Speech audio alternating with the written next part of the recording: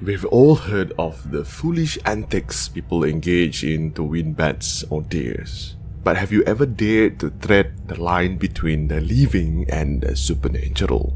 Today's story is penned by an author who accepted a dare and ventured into a haunted inn room, only to encounter the unimaginable. This is Creepy with Coffee. Go inside room 136 of Telman Inn. Sit on the bed facing the mirror and count to 10. If you can do it, I'll give you $20. Why? So I can get in trouble with whoever owns the room? I ask. No. The rooms had been under renovation, said my friend. And it's been under renovation since the 80s. There's just a piece of cautious tape on the handle, and that's all.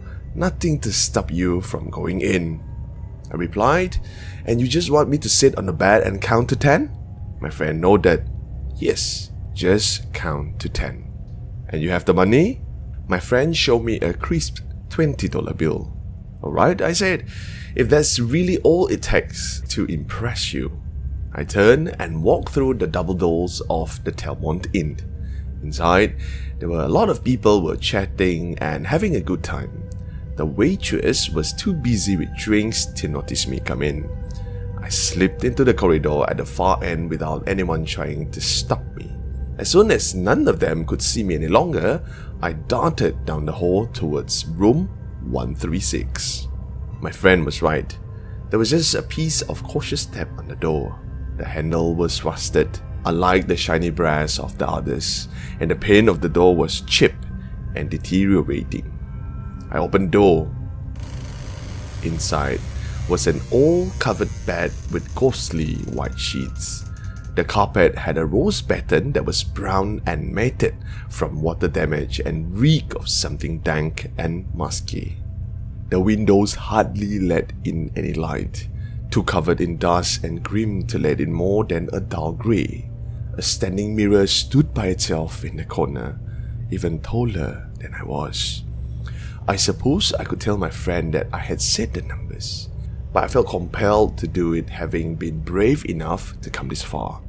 I sat on the side of the mattress and closed my eyes. 1, I said with a sigh. The distant roar of chatter was hardly a murmur now. The air here was cold, as though the window wasn't quite closed all the way. 2, 3. This really felt silly. My friend hadn't come up with the idea himself. It was well-known rumor that his room was haunted, and that one or two who entered had left it screaming. 4. I felt a tightness in my throat. What if I was wrong and there was really something else? Or had they just psyched themselves out with this silly number game, just as I was on the verge of doing myself? I continued counting. 5, 6. I could have sworn I felt the air got colder, and the mumbling of guests I don't hear as much anymore, as if they all have decided to stop. 7. My skin started to prickle. I was drawing nearer to the end and suddenly feeling very apprehensive about doing so. 8. That's when I heard a soft creak on the floor closest to me. I wanted so desperately to open my eyes to make sure no one was standing over me, but I didn't dare. 9. I felt something icy on my arm, a cold sensation, dry and rough, like a finger sliding across my skin. I could hear a sound like a breath in my right ear.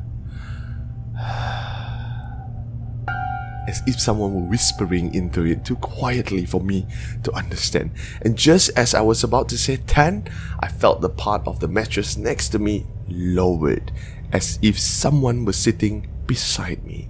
I got out and ran out of the room. I kept my eyes shut as I did, afraid of what I might see if I looked.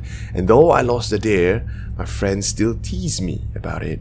I'm so happy I didn't count to 10. Makes me shudder to think about what might have happened to me if I had.